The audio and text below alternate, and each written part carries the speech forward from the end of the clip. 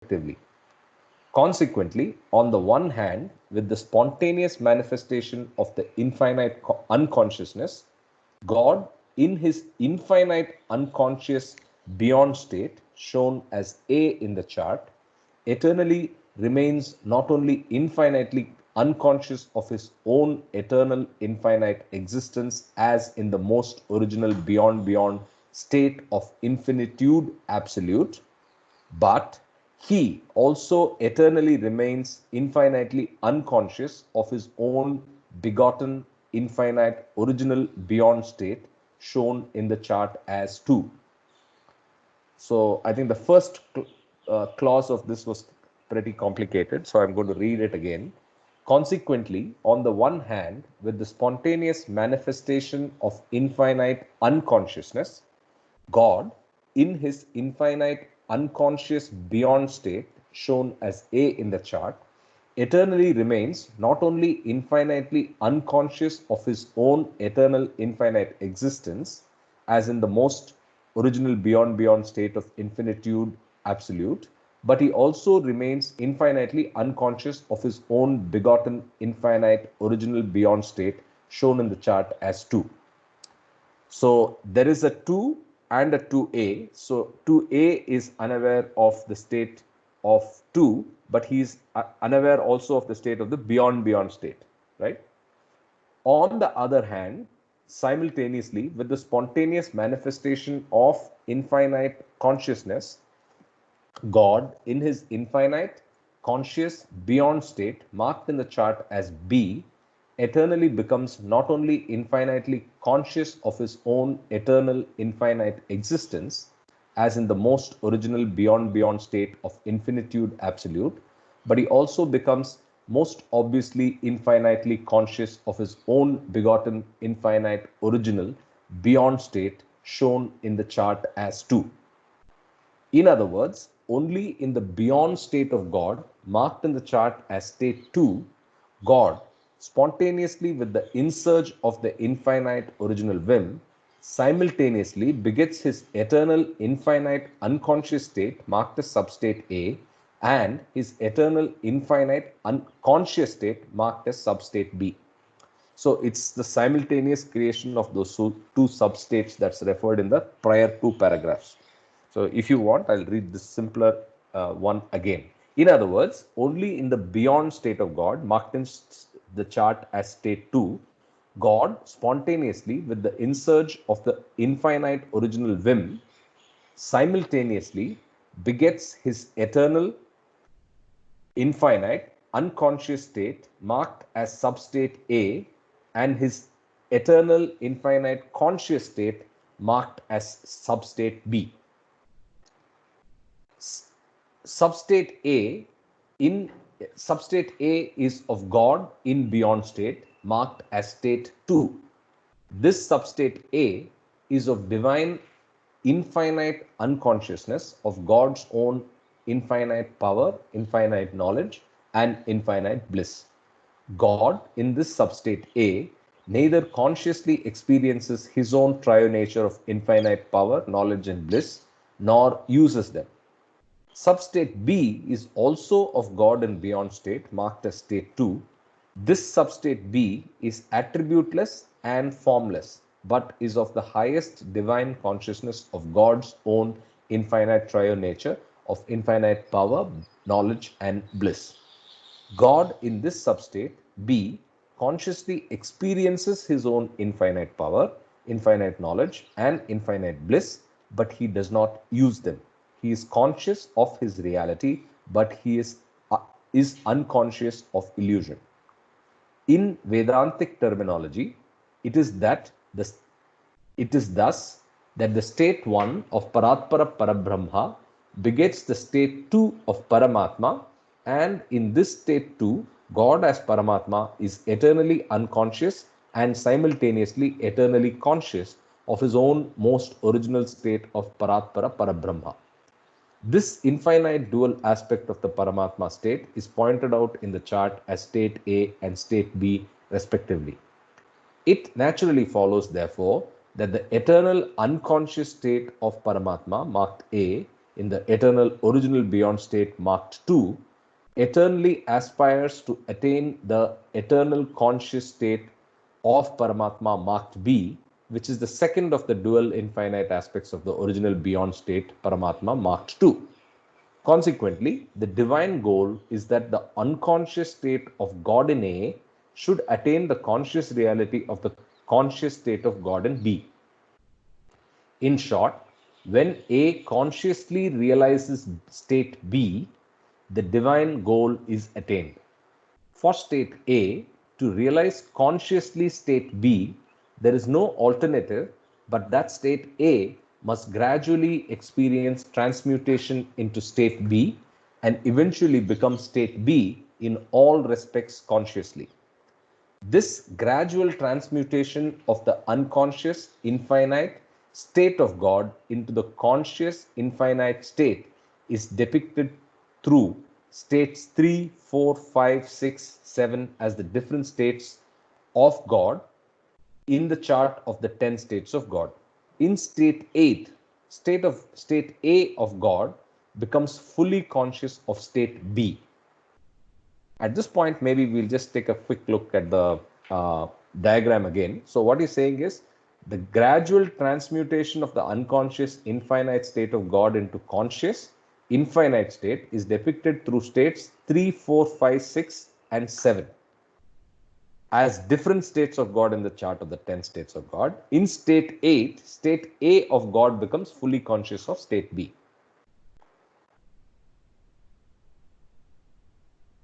So it takes state 8 for the A to realize B. Oops.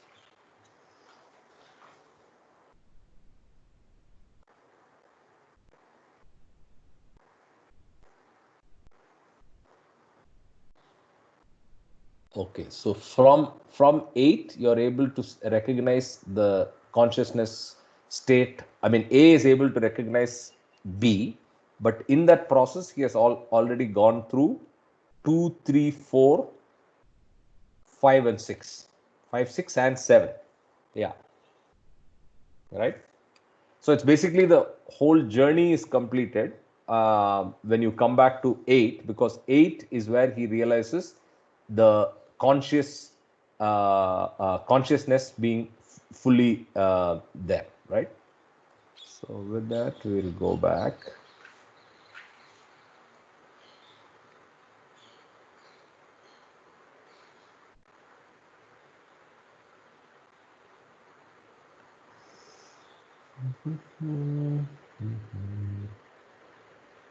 Yeah. In other words, this is the one. We'll continue. Substate A is of God in beyond state, marked as state 2. This substate A is of divine infinite unconsciousness of God's own infinite power, infinite knowledge, and infinite bliss. God in this substate A neither consciously experiences his own triune nature of infinite power, knowledge, and bliss, nor uses them. Substate B is also of God in beyond state, marked as state 2. This substate B is attributeless and formless, but is of the highest divine consciousness of God's own infinite trio nature of infinite power, knowledge, and bliss. God in this substate B consciously experiences his own infinite power, infinite knowledge, and infinite bliss, but he does not use them. He is conscious of his reality, but is unconscious of illusion. In Vedantic terminology, it is thus that the state 1 of Paratpara Parabrahma begets the state 2 of Paramatma, and in this state 2, God as Paramatma is eternally unconscious and simultaneously eternally conscious of his own most original state of Paratpara Parabrahma. This infinite dual aspect of the Paramatma state is pointed out in the chart as state A and state B respectively. It naturally follows, therefore, that the eternal unconscious state of Paramatma, marked A, in the eternal original beyond state, marked 2, eternally aspires to attain the eternal conscious state of Paramatma, marked B, which is the second of the dual infinite aspects of the original beyond state, Paramatma Mark 2. Consequently, the divine goal is that the unconscious state of God in A, should attain the conscious reality of the conscious state of God in B. In short, when state A consciously realizes state B, the divine goal is attained. For state A to realize consciously state B, there is no alternative, but the state A must gradually experience transmutation into state B and eventually become state B in all respects consciously. This gradual transmutation of the unconscious infinite state of God into conscious infinite state is depicted through the states 3, 4, 5, 6, and 7 as different states of God in the chart of the 10 states of God. In state 8, state A of God becomes fully conscious of state B. Baba is already repeating, and sorry, I repeated this page again. Okay. In this state 8, the unconscious infinite state A of God not only gains the highest divine consciousness of state B, but God becomes divinely absorbed in the reality of his own infinite conscious state and so realizes his eternal identity with the infinite conscious state B of God. If God, divinely absorbed, as in state 8, recovers and maintains normal consciousness of the mental, subtle, and gross spheres through his mental, subtle, and gross aspects as an embodiment of a perfect human being, then state 9 at the divine junction between states 8 and 9 is attained. After this ninth state, the 10th state of God is depicted in the chart and connected with the God state C. This 10th state of God is the state of God qualified and manifest in the human form of a perfect master. In state 10, God consciously experiences his own triune nature of infinite power, infinite knowledge, and infinite bliss, and also uses them through the divine office of God. State 10, marked in the chart as C. It is also to be well noted that God in the infinite unconscious state A is neither Nirguna, attributeless, Nirakar, formless, nor Saguna with attributes, or Sakara with form. But state B is of Nirguna, Nirakar, attributeless and formless, and state C, which is also of the original beyond God state, is of Saguna Sakara, with attributes and form. It is that highest state of man God where God is infinitely conscious of both reality and illusion. So, with that, I'll pause if we want to discuss state 2. So, state 2 is actually a state that goes back and forth in the sense that state of God moves from 1 to 2, and then from it initially is in 2A, completely unconscious, trying to move towards 2B. But to move to 2B, it goes through the entire journey, and if it remains in Saguna state, it is actually in 2C, right? So, do you want to see the diagram again or discuss anything before we Is continue? 2C the authoric state? Is Meher Baba's state 2C? Can we say that? Yeah. What's that? Is that? Is 2C the authoric state of Yes, God yes, or yes, Meher yes, Baba? Hi, yes. hi, Mr. Kama is on WhatsApp with me. He is also part of this. He wants to say something. Yeah. Okay, Mr. Kama, you can say. Uh, yeah, can you hear me, guys? Yes, very Yes, clearly. very clear.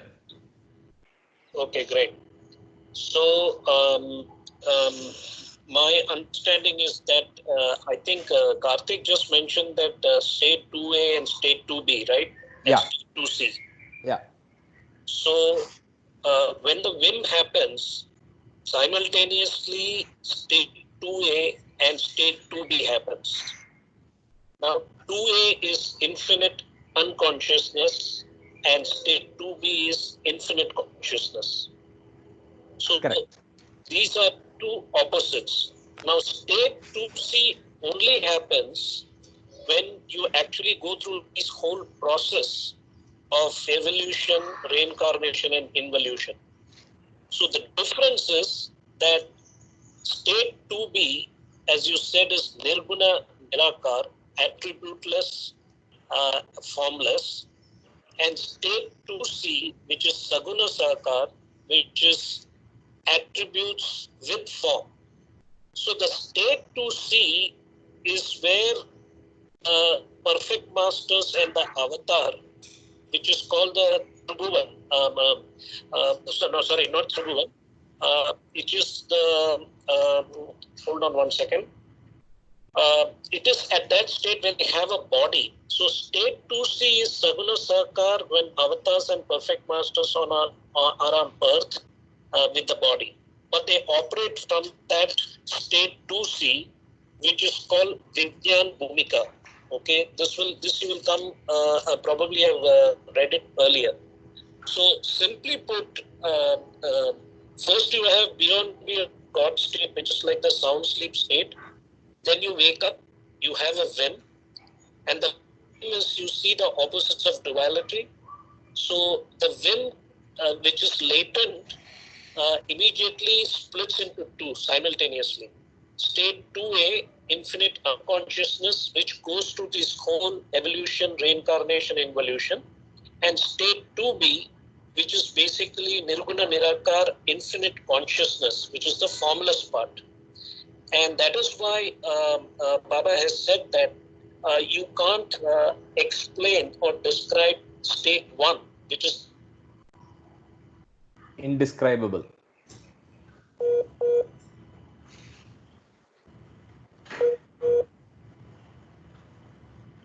Hello. Okay. No, I think his connectivity is a problem. Just give it a minute. Okay. But No, in this, there is a. Yeah, go ahead, Mama. In this, we have the example of, say, man God or God man as 2C. But Yes. what is the representative of 2B? I don't see anything or any entity 2B, representing 2B. So 2B is attributeless and formless. Yes. Okay. So hence it cannot be represented. But if you go back to this paragraph, he says that 2B is only. I think that clarifies that paragraph very clearly. Hello. Yeah. B. Yeah. Here. This okay. gradual. Okay, I don't know where. I had closed my eyes. I didn't realize that. Okay, go ahead.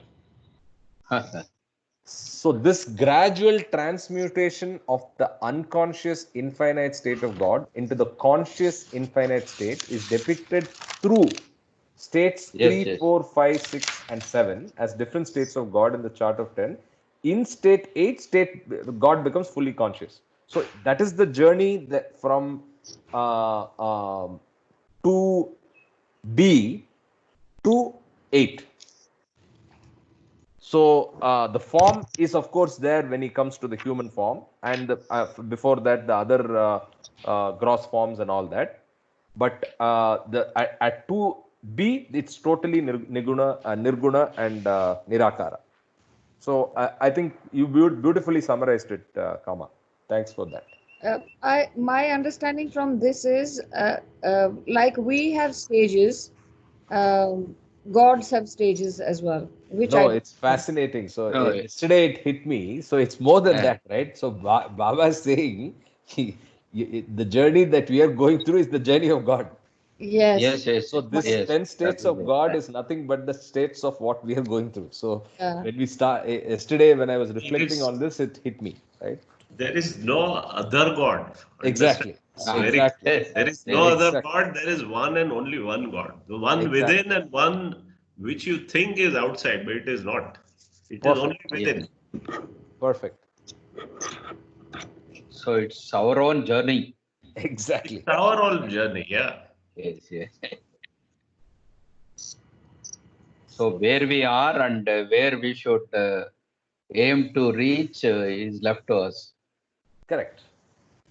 No, it's not. You don't have a free will up to a certain stage. It's only desires acting and the causal body acting. So that I'll answer in your question a little later. Yes. Yeah. So, with that, shall we continue to state 3? Is Kama still on the WhatsApp? Yeah, he is. Good, very good. Yes, I am. Yeah. Okay, so state 3 I'm reading. Do you have the physical book with you, Kama? Yes. Great. So I'm on page 167, state 3. God as emanator, sustainer, and dissolver. In this state, God brings into play his three principal attributes, sifat, of emanating, sustaining, and dissolving. This three-in-one state corresponds to the trinity of Vedanta: Brahma, creator; Vishnu, preserver; and Mahesh, destroyer. The Sufi synonyms of which are Afridgar, Parvardigar, and Fanakar. The three attributes. Let me come in here. Sure. I've read somewhere that Baba is Parvatiya, and I've read somewhere he is an avatar of Vishnu, preserver. So it needs to be confirmed, but this is what I have understood. So Yes, right. You are right. yeah, so avatar stage will be below, in terms of principle, it will be below the preserver. This original Vishnu state. Yes. Okay. So, of course, Parvardigar is what Baba called, Sai Baba called Meher Baba, right? So that's also recorded, but I have not heard what you just said, which is also interesting. Vishnu and Parvardigar, right? With that, I'll continue. The three attributes of God are expressed. No, as you have defined here, it is Parvatigar means it is the avatar Sustainer. of Vishnu. Yes, Sustain. correct.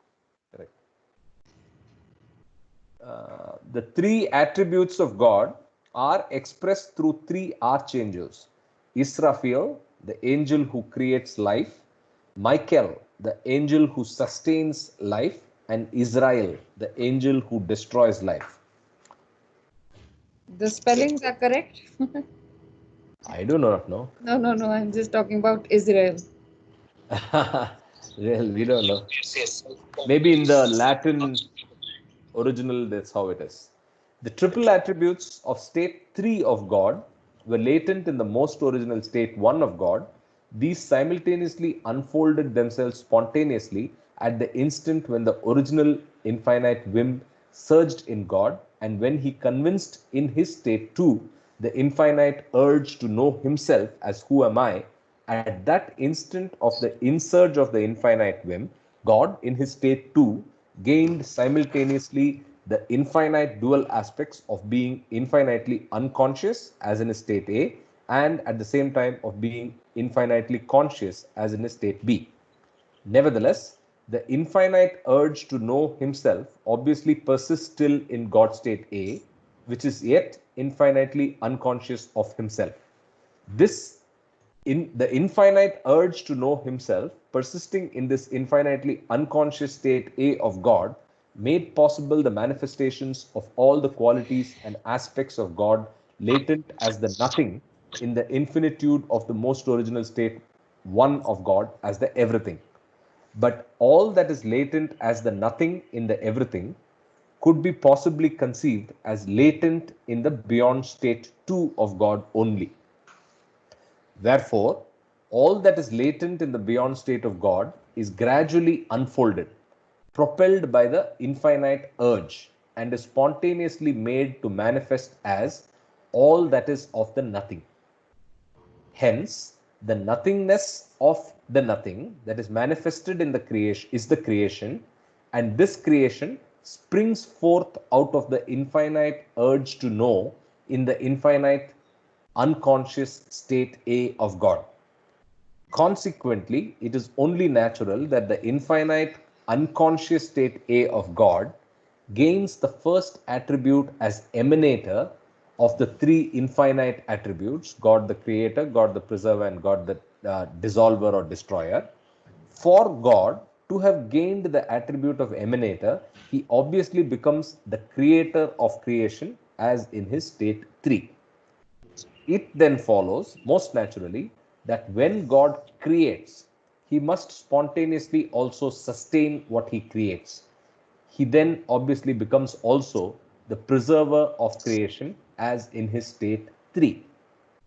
And in the very act of preserving what is created, God also simultaneously establishes the inevitable dissolution or destruction of creation. Preservation would be meaningless if dissolution or destruction were not anticipated.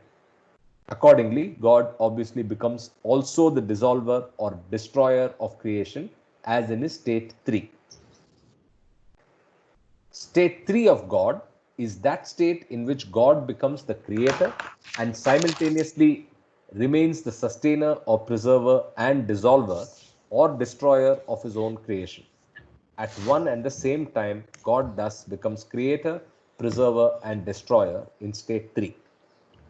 The infinite original whim that surged in God and the consequent infinite urge to know himself made manifest in God the infinite triple attributes of creator, preserver, and dissolver, with all the paraphernalia of the nothingness of the latent nothing.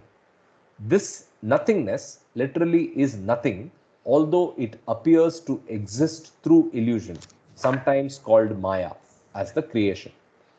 So, with that, let's go to Maya.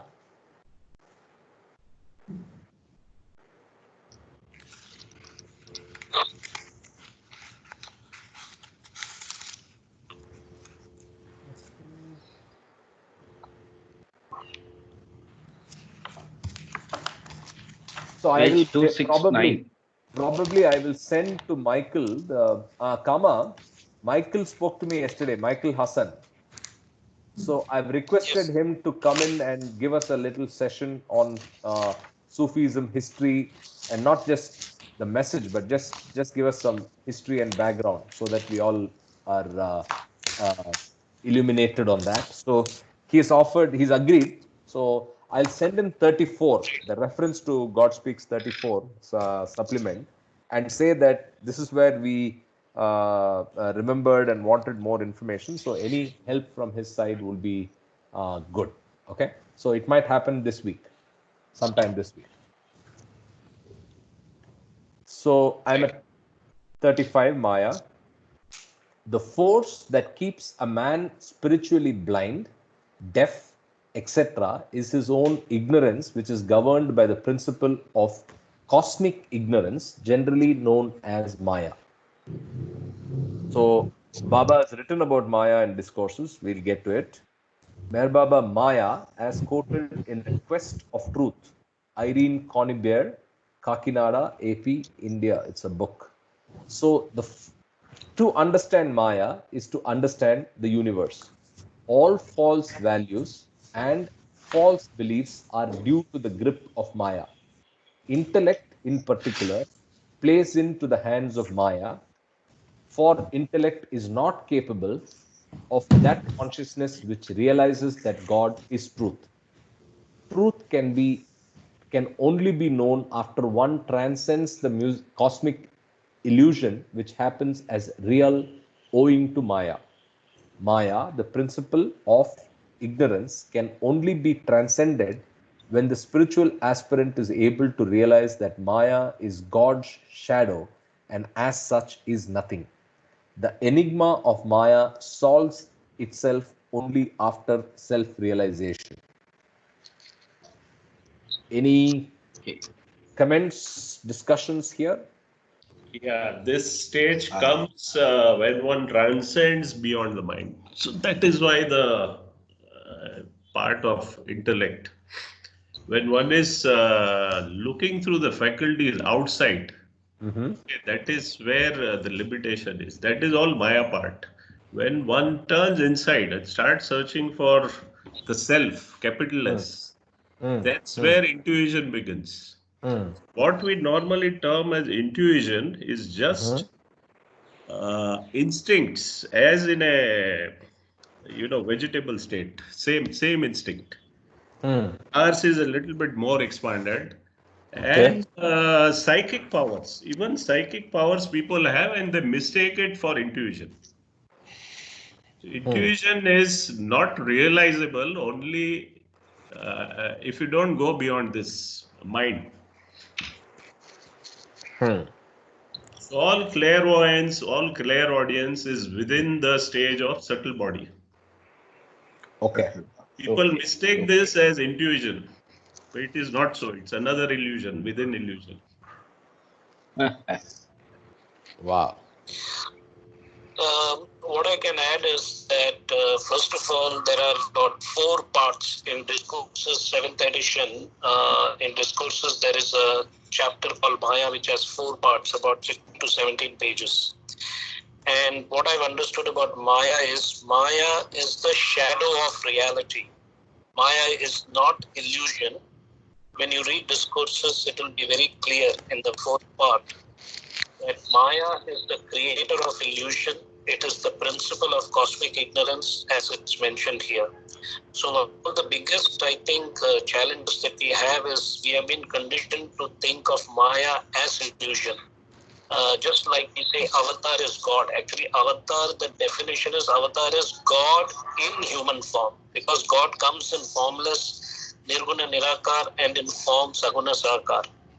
So I think that we have been conditioned to think of Maya as illusion, which is incorrect. And the analogy they have given is that when you look directly into the sun, the shadow is behind you.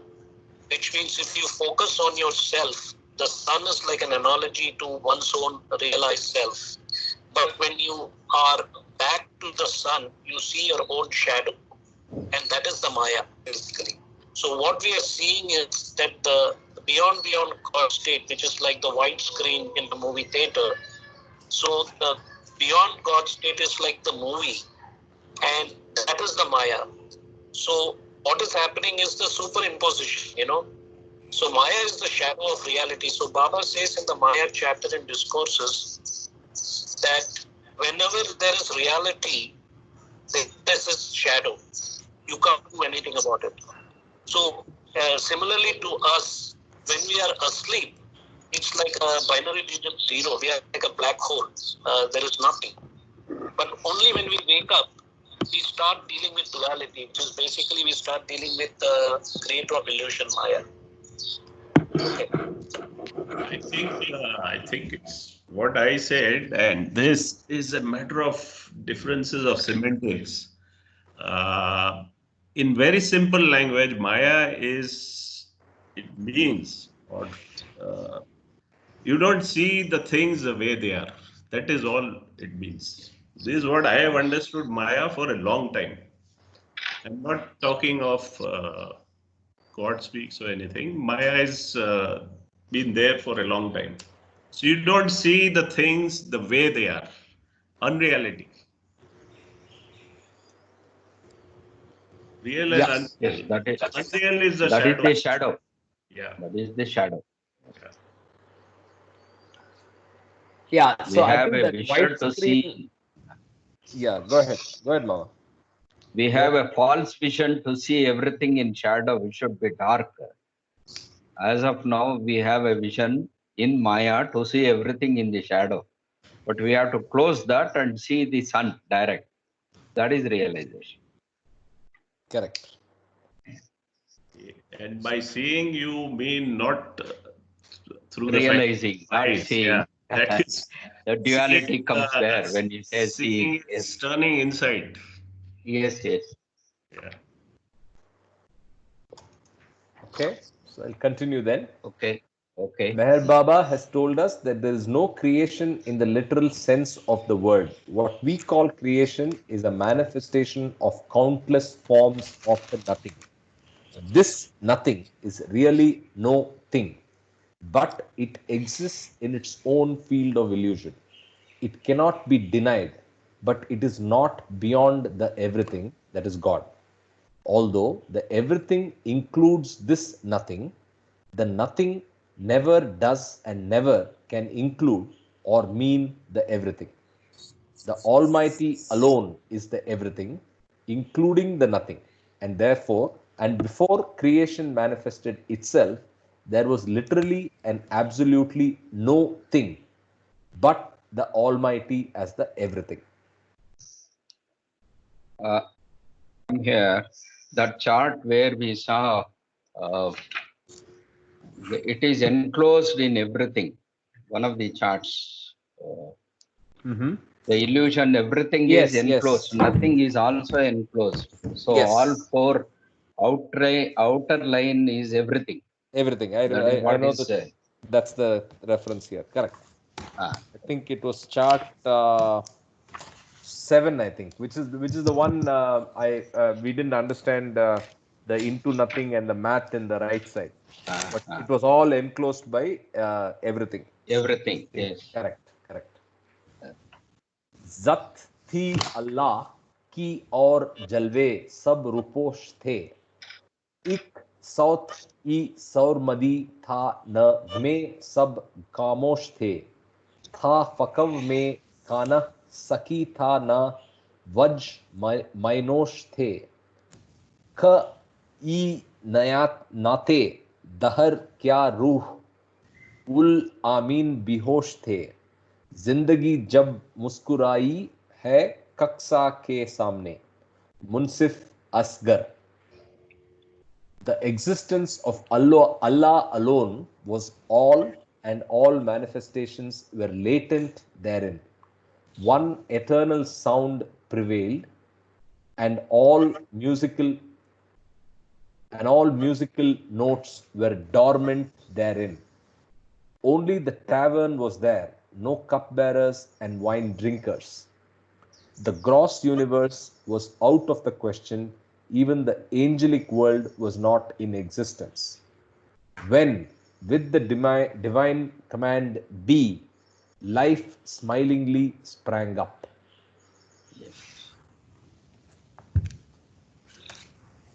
So, continue. The Almighty alone existed, but he was only latently conscious, and hence he did not know himself. And in the same way that consciousness was latent in him, so also creation was latent in him.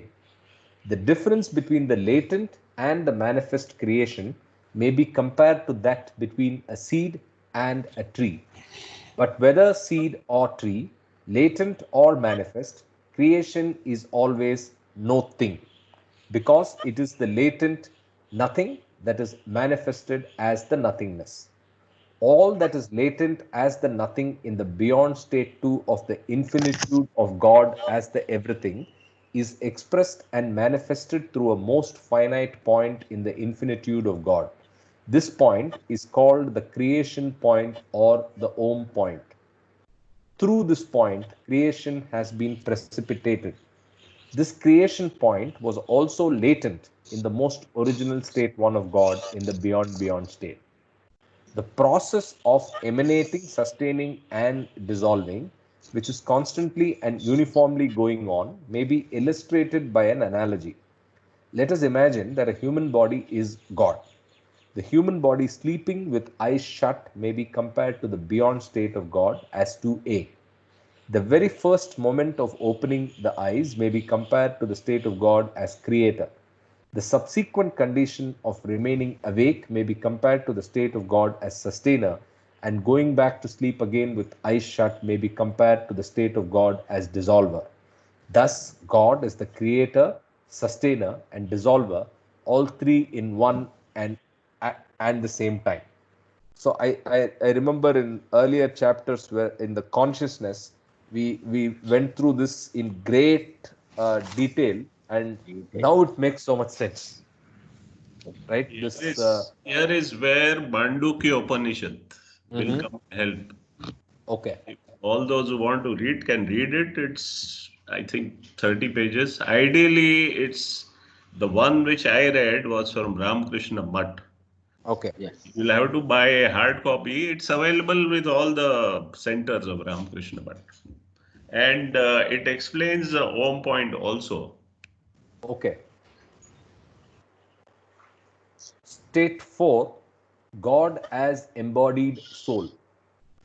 Did अपनी थी उसे ख्वाहिश, अब को हर तरह बना देखा नियाज. He desired to see himself, hence he assumed to himself varied aspects involving names and forms. There's a footnote we missed. It's also, he's referring to a book by Francis Brabazon. It's actually a poem, Stay with God, Mumbai, Queensland, Australia. Okay, I'll continue with this. In order to understand how the infinitely unconscious state of इसमें ये है कि खुदा अपने आप को देखना चाहता था, इसलिए उसने अपने खुदा अपने आप को देखना चाहता था, तो उसने इंसान के रूप में इतने सारे फॉर्म्स जो हैं वो तैयार किए हैं. Correct. हम बेसिकली जो गॉड हैं वाली जो बात करते हैं वो इस शेर में है. Correct. In order to understand how the infinitely unconscious state A of God becomes gradually transmuted into the infinitely conscious state B of God and attains full and infinite consciousness, Meher Baba gave the following analogy. Imagine the infinitely unconscious God state A before the creation came into being as motionless infinite ocean. A puff of wind then stirred the tranquil uniformity of this ocean, and immense waves, countless drops of water, and innumerable bubbles appeared from out of the uniformity of the limitless infinite ocean. The puff of wind that set the ocean into commotion may be compared to the impulse of the infinite original urge to know originating within the infinite original whim of God, surging in God to know himself through his infinite God state too. The stir on the surface of the ocean caused by the infinite urge surcharged every drop of that infinite ocean with the infinite original urge to know itself. Thus, Paramatma, in his infinitely unconscious state A, being urged to know himself, simultaneously besters the tranquil poise of every Atma in the Paramatma with an urge to know itself. This could only be understood when Paramatma is compared to an infinite ocean and the Atmas to the drops of that infinite ocean. But it must also be well noted that every drop of the ocean, when in the ocean, is ocean itself, until the drops inherit individuality through bubble formations over the surface of the ocean. Every bubble thus formed would then bestow a separate and a particular individuality upon every drop. And this created separateness would exist within the uniform indivisibility of the drops of the infinite ocean as long as these bubbles creating separateness exist. As soon as the bubbles burst, the drops, which are and were already in the ocean itself, come to realize that they are and were one with the infinite ocean, and they gain the consciousness of their eternal infinity in the infinite ocean only after they first experience separateness and then dispel the bubbles of ignorance that were instrumental in bestowing upon them the experience of their apparent separateness from their inherent indivisibility. As long as the infinitely innumerable drops of the ocean do not experience apparent separateness, they fail to realize their own homogeneous and indivisible, eternal, infinite existence as ocean itself. It is only through the experience of apparent separateness that Atmas can consciously realize their invisible oneness as Paramatma.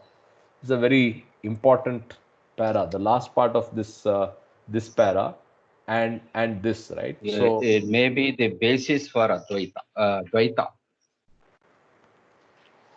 basis for Dvaita is one way of looking at it, but more importantly, the purpose and justification for the journey and the whim, right?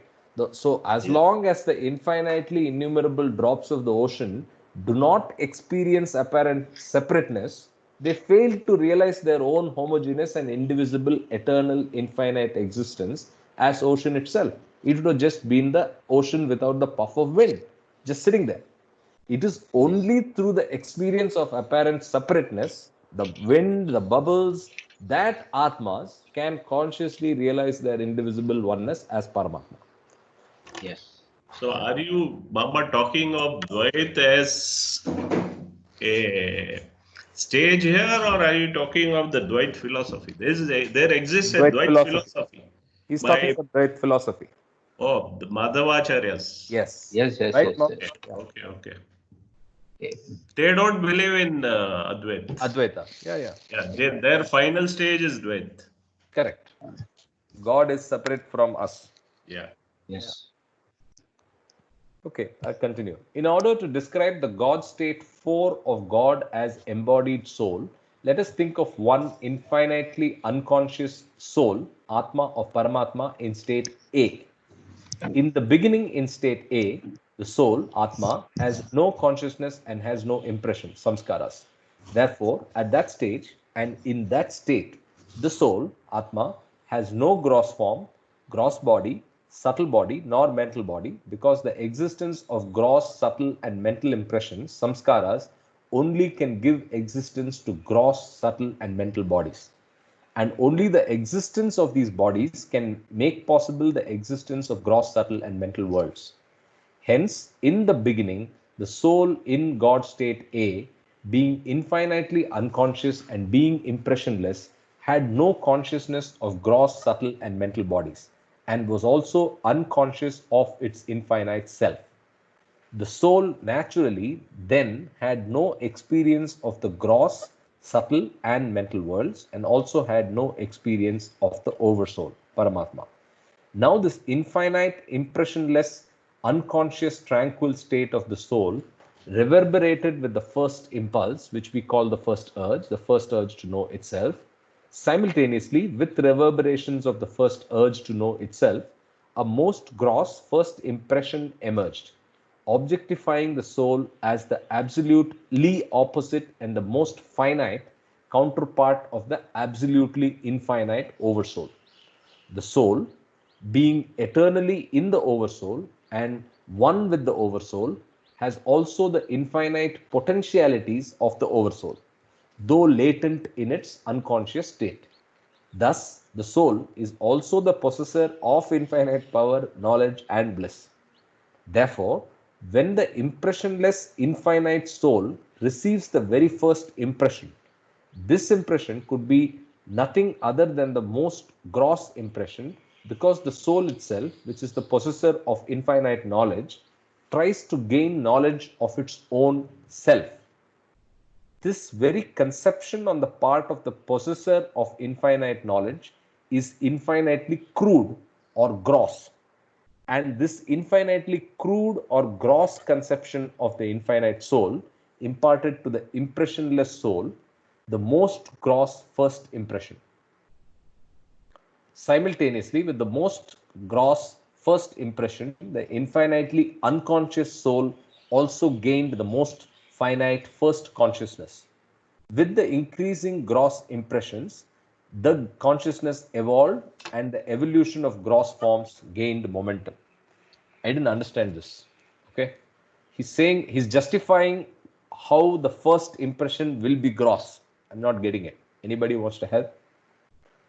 Only karma can help us. Yeah, Kama. First impression is the first cause, right? It's a descent, so Hello? Yeah, but why is it? part of the descent. Yeah. What was your question? My question is, he's justifying that the first impression necessarily needs to be gross, right? So why, how? Everything is, once you differentiated, everything is gross. No, but Okay, first except your impression is individuality. no. The first Except your impression is, huh?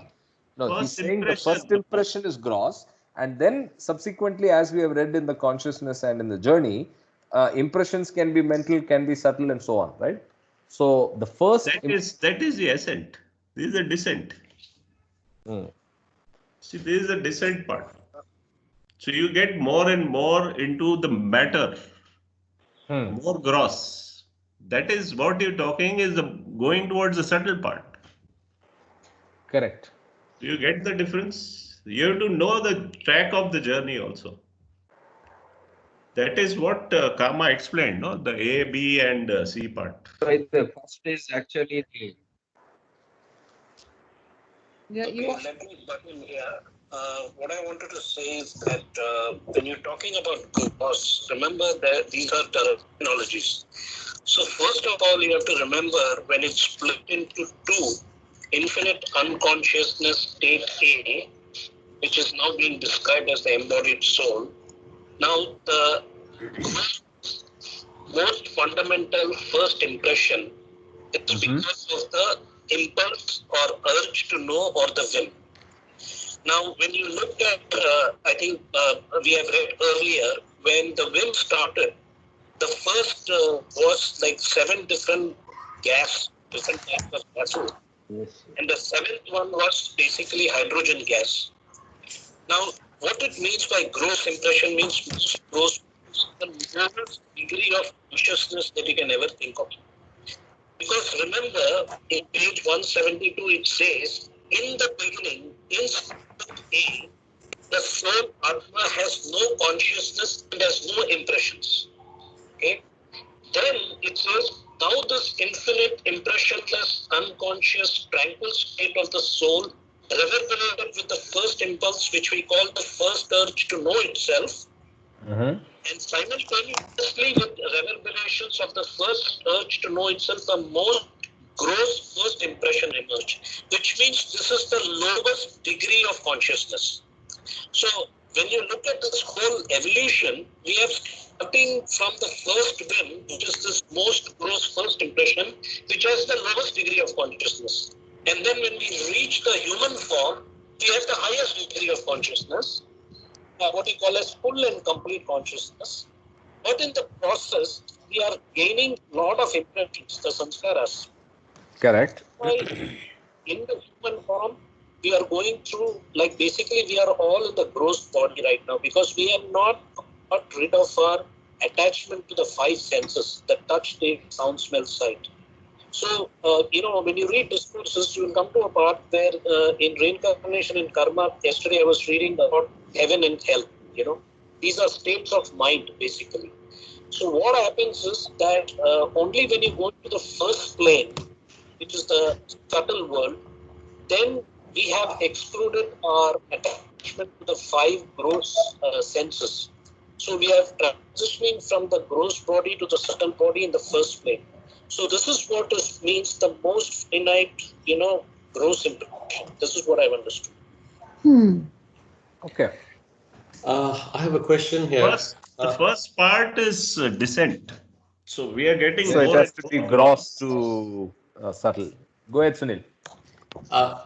Is this whole explanation also related to Mama's question on the teens? Did Avatar change state straight away from God to human form, or he went through evolution? We are at stage 4, going towards 5 in the 10 states of God right now. Okay, so I know Tushar wanted to answer that question, and I don't know if Kama saw the question. He has already seen. He has seen and he has said that he will reply. Okay, so we will pause here. Some time I have replied, to that question. So I'll pause the reading here. So if you want to respond the avataric descent to if anybody wants to respond to Mama, that will be a good way to continue the conversation. Or if it is going to take a lot more time, maybe tomorrow. I think after we finish reading, we'll have a lot of question answers, right? Yes. But we are exactly at that stage right now. I'll also brush up. Okay. No, but we are almost getting to the end as well, right? So as Sunil's saying, we are about 15 to 20 pages away from the main book and just about one supplementary note, and that's it. So from a reading perspective, we are at 95% of finishing the content. So I think with the states of God, So far, I have not come across anthropogenesis. There is Kama. Nomita? Yes, Yeah, he's on my phone. What was the question of Sunil and Mama? What was the question? Mama's question is posted. It's written. Wait, I'll bring it up. Yeah. So If you No, I see think my Kama has screen. already seen that. Yeah. So I'll just put it It's up in here. Teams. It's not on WhatsApp. It's in Teams. Is it on Teams? Both in Teams. WhatsApp It's and in Teams. Teams. Okay. So everyone can see if you click Teams. Yeah, I Yeah, saw yeah. it on Teams. Okay. So I just saw it here. It's not in chat. It is in the Yeah. post. This is where it is, right? I have a few rudimentary questions. Please enlighten me on these. Avatar, God man, descends, not in the practical worldly sense born, but is born to, biological parents. Atma in the body of Avatar is Parabrahma, a state of Paratpara Parabrahma, but not awakened yet. His gross, subtle, and mental bodies are given by the parents? Question mark. He does not carry a baggage of samskara? Question mark. He is led into the awakened state of godhood by the Sadgurus. How does the Sadguru identify the avatar? Any more questions? I I have to stop there. I have to refer to certain things before I answer because I feel, I mean, this is my feeling, what I have read. This part comes, the part of avatar comes only after the ascent has begun and one has progressed. It's not in the descent. So in the descent, I think hidden in that question of Mama is also is Avatar jumping the state 5 or he's going through state 5 during descent before taking the human form? During descent, man has not evolved, no? The trio is there. The trio is there, but there is a descent. It goes right up to the middle stage, stone stage. And then after the ascent and after becoming human and the progress, when they've reached the Sadguru and beyond state, that is where avatar comes, just below the trio. Okay, trio is But if always. you refer to the diagram, 10 states of God, the stage 1 and 2, you have the stage 2 as ABC, and there is a direct line from 1 to 2 and 2 to the ABC, That not perhaps through is the other consistent. stages. Yes? Yeah, so Correct. I have to refer actually. See, Yes, my yes. knowledge is purely based on other references. Ah. Okay, and they can't be different. See, truth is truth. Whether Baba is saying or someone else of equivalent stature is saying, it's the same thing. Okay, let me clarify here, okay? We are just focused on God speaks and Baba being the avatar, because I don't believe in any of the old books, to be frank, because so much of is whatever. But anyway, it's like what I call the latest operating system we are dealing with. So, basically, The box of oats, right? Look, in the supplement page on page number 249, where it number 28 for it says Advent of the Avatar.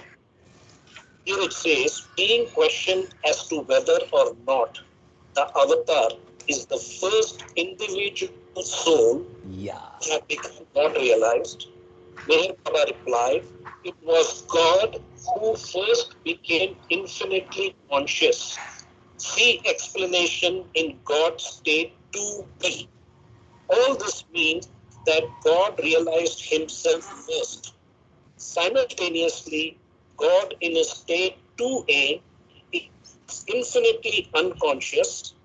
The other states of God and all divine processes are the outcome of God's state 2, state 2a, eternally aspiring to gain infinite consciousness.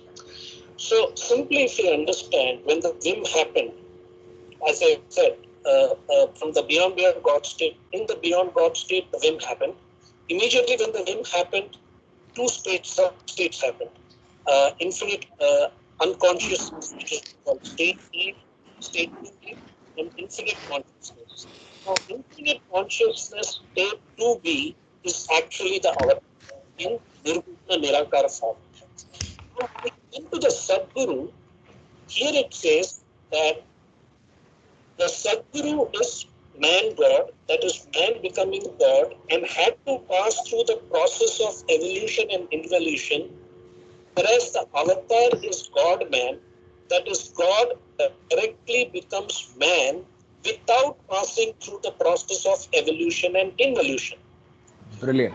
These perfect masters effect the advent of the avatar on earth, and therefore the advent of the first avatar on earth was not possible without there first being the 5 Sadgurus to effect that coming. Consequently, in the beginning, the 5 perfect masters became realized first, and then there took place the first advent of the avatar on earth. So that is why I keep emphasizing that whenever we say avatar, we shouldn't say avatar is God. We should say avatar is God in human form, and God is this infinite consciousness state to be. So, in fact, I think what happened to the first 5 souls, which went through evolution, incarnation, they became the Sadgurus, and they basically brought down the avatar down during its, it was required. Like. And as Baba also said that there are multiple universes, there have been millions of avatars, and so on. So I think the conclusion is very clear. The state C in that Confusion is very clear. Nice. yes, Okay. Where is this written, Kama? What are you referring to? this is supplement. Supplement. A supplement. Who has written the supplement? Has it been written by Baba? Yes. Okay. Which page There's is a lot, this? a lot in supplement is not written by Baba. 249. Oh, 249. Okay. So Advent of the Every avatar. page, Tushar, every page, every word, every sentence is checked by Baba. So rest assured about No, this. no. Supplement part is not checked. That is Please why read the you are not there. I said, I think there is a lot of editorial comments here. Okay. I have a question. Yeah, please go ahead. To lighten this very serious topic. So, they say that you must hold on to Baba's Daman and love him, love him and love him more and blah, blah, blah.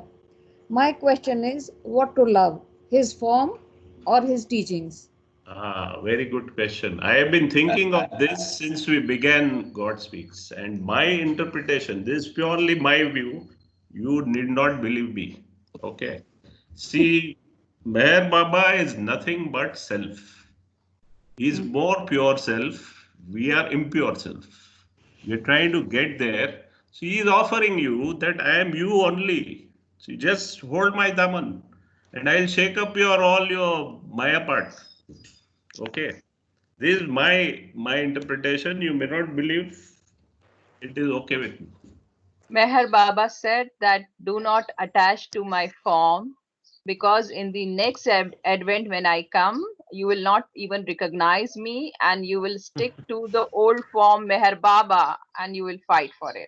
Something like Exactly. that. Exactly. This is what I said. Capital So self. that's Capital. why the photographs getting attached to Samadhi, he said, don't, make it a ritual. Don't do again and again same mistake. He was against rituals. Absolutely. Then This, what is that? What is the meaning of holding to his daman? I Means just having explained. complete faith Mama, and surrender in him. I would say that. no, it's not someone else. Baba is not someone else. Baba is a part same. If you Yes, yes. attain yourself, you will become Baba. Understand this very But clearly. it will be a I'm long. talking of capital as self as capital No, S. you want become avatar, you can only become Sadguru or, what do you call it? You can't become avatar. Let's be very technically Okay, clear. okay. You can That is become okay. Paramatma. Correct, correct. You can become Sadguru is the highest state of a human. जो भी हम अपना करें life में, जो सबसे ज्यादा best चीज अचीव कर सकते हैं वो सदगुरु बनना है, उससे बड़ा कुछ भी नहीं है. वो अच्छा, ह्यूमन फॉर्म में, क्या बोल रहे ह्यूमन ह्यूमन फॉर्म में जो हमारे लिए पॉसिबल है, ह्यूमन फॉर्म ड्रॉप करके आत्मा परमात्मा तक जा सकती है। वो दूसरी बात है। वो वो दूसरी बात दूसरी बात नहीं है, वो ही बात है। That's the only वही goal. बात है। Baba है। said very वो clearly. तो आप सदगुरु बने ना बने आप वहीं पहुंचेंगे ना। वो तो आप सदगुरु ना बने तो भी आप वहीं पहुंचते। You reach to the over soul, you reach to Good point. Baba. See, Baba has said this very clearly. I wanted to say, but I was interrupted. Garrett Fort had asked a question. Okay, Garrett Fort was a big playwright, dialogue writer, and screenplay writer at Bollywood in the 40s. In 1967, Baba has specifically mentioned as is one of his staunch followers. He died a pauper without money in a hotel room in 1945. Okay, he had asked a question of Baba, why don't you make us experience all the lower things? Why are you straight away talking of cosmogony and cosmology? So he said, I want to take you straight to final goal. Why are you getting stuck with the in-between phenomena? This is what Baba said. I can put it on this thing, what he has quoted. The question and whole answer, I can put it here in Teams. Okay, please do it. It'll be nice. I'll put it. So Kama, very interesting. Very interesting what Baba has said. yes. So just for the sake of being the right anchor, Baba is Karthik, the question answered. Kama is saying something. Yeah, go ahead, Kama. Yes. Yeah, to answer Nomita's question, basically, God comes in two forms: personal form, impersonal form. Personal form of God is Rama, Krishna, Buddha, Jesus, Zoroaster, and so on and so forth, and the Sadgurus. Now, as Tushar said, the Baba's form keeps changing all the time. Are you looking at Baba in the 1920s, 1930s, 1940s, so on and so forth? So technically, it's like being in kindergarten. You need to play with some toys. You need some solid objects. So initially, we need a form to actually connect with, because Baba is the pure manifestation of the pure divine consciousness.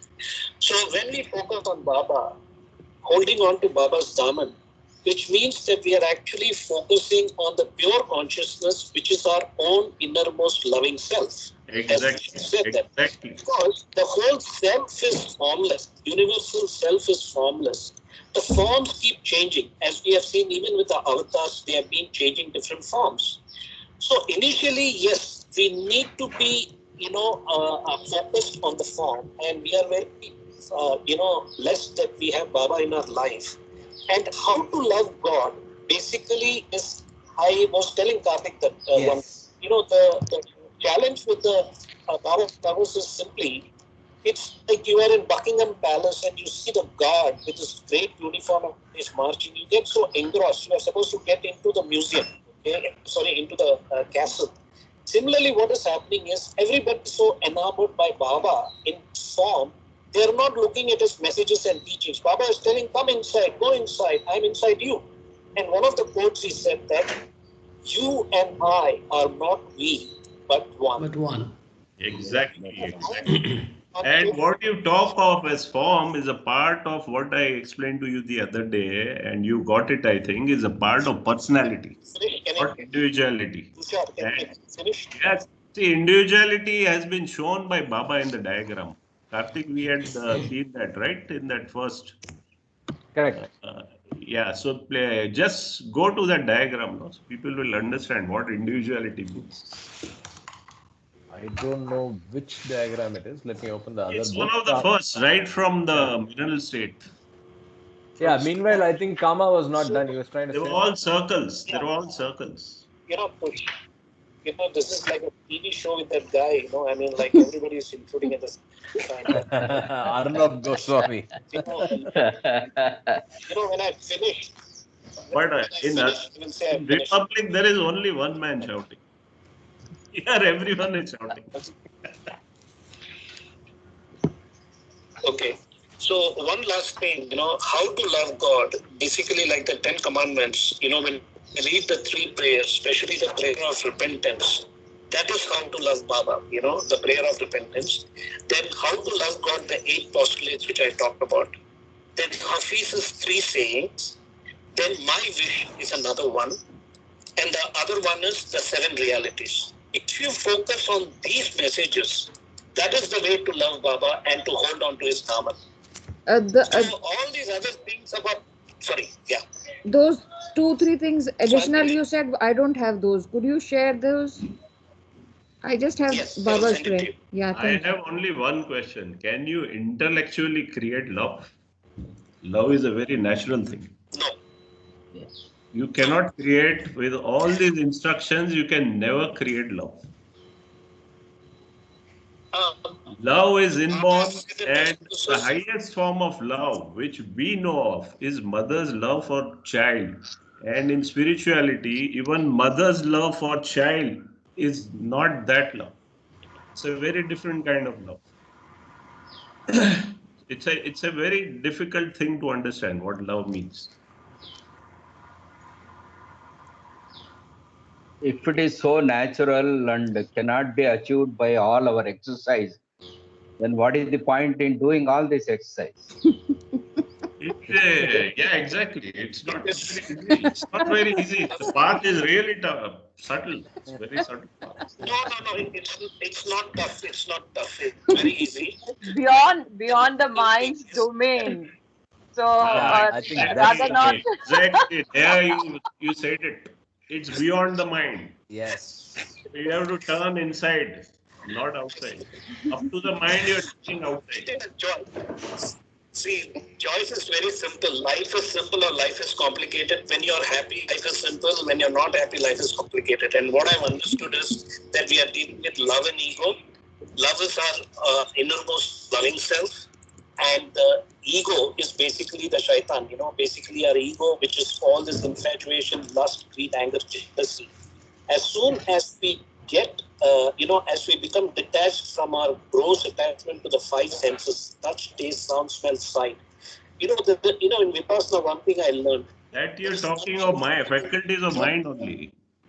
You're talking of faculties of mind. Even the beyond the 5 faculties. Ego is all the English alphabet. Yeah, so transcending the mind is dropping that ego. That is what personality is. Let's see, ignorance and so on and so forth, which we carry in different degrees. Now, each one of us has different degrees of lust, greed, and anger. It has nothing to do with love.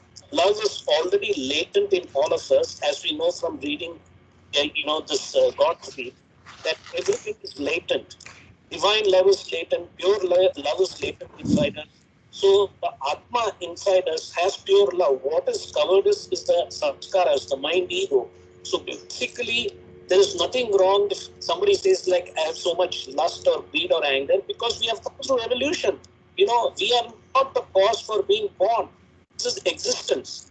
So actually, there is nothing. God is just a terminology. That's why I say GOD is an acronym for Get Over Duality. It is the game of duality, Krishna Leela. But nobody wants to understand that. And as you said, pure love is the gift of the perfect master. And I'm telling you, you're looking at a guy at 30 years, I was seeking and I had stopped seeking. And because of the grace of Baba, and let me finish this. Baba said there are 4 laws in being. The first laws are the fundamental laws of physics, the laws of material science.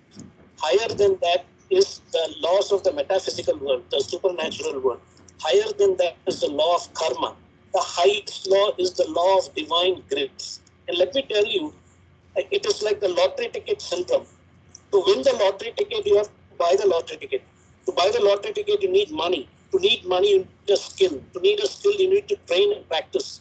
Similarly, we have to keep doing the sadhana. You're giving a very material example.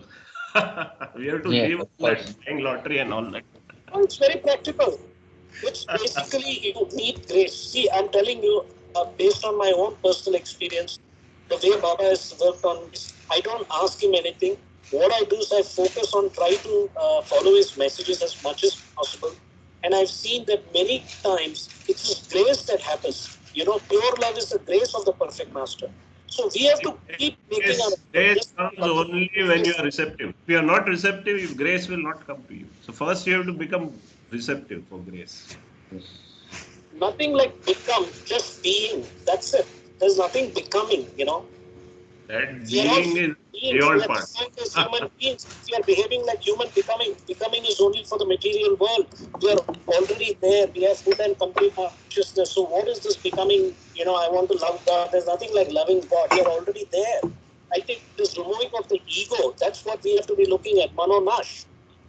Mononash. Yeah. Yes. What talking So of is becoming a can you say this? Can you say this? That learning is to unlearn. Unlearning. That Yes, is the there is nothing definition. to learn. Unlearning Exactly. is only after you have learned. Okay. Yeah. If you have not learned enough, unlearning cannot start. Yes. The only knowledge which is known as Keval Gnan is knowing yourself, the capital S, and self realization through self awareness is the only goal. Yes. Yes. Which this everyone says, everyone, including Baba. And you have to be a Tathagat. What Kama was just describing, Tathagat means a person who sees the things the way they are. As they are. As they are. Yeah, Yes. that is a Tathagat. You have to become that. So, Mama, what I can say is discourses, God speaks, new humanity, and all the different messages of Baba gives us self-knowledge.